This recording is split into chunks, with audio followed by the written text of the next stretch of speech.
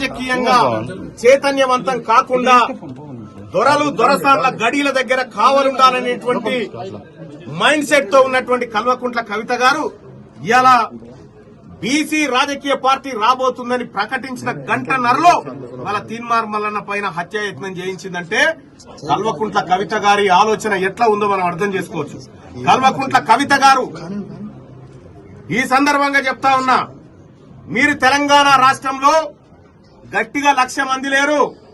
మేం తెలంగాణ రాష్ట్రంలో బీసీలం 2.5 కోట్ల మంది ఉన్నాం.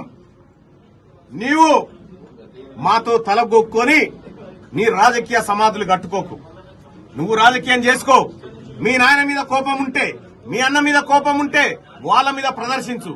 అంతేగాని మా తెలంగాణ కవిత గారు మర్చిపోయిరా, పరకాల కాడ బైరాన్పల్లి కాడ మా బీసీ బిడ్డలను బరివాతల బతుకమ్మ ఆడిపించిన జాతి కదా మీది.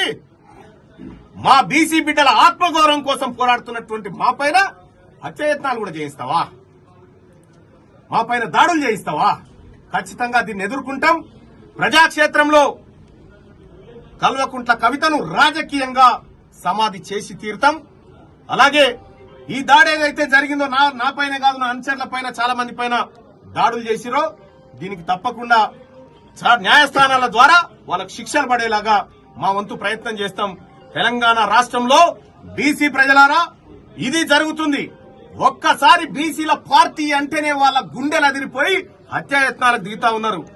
ఏది ఏమైనా మా ఆలోచన, మేం చేయబోతున్నటువంటి రాజకీయం ఖచ్చితంగా చేసి తీరుతాం. ఎవరికి తల వంచం. మీ పిట్ట బెదిరింపులకు, హత్యాయత్నాలకు తీన్మార్ మల్లన్న ప్రాణాలను లెక్క చేయకుంటేనే ఆల్రెడీ దిగిండు. ప్రాణభయం ఉంటే మీకుంటది, మాకు లేదు. నేను నా బీసీ ప్రజల కోసం ఎంతవరకైనా సిద్ధంగా ఉన్నా.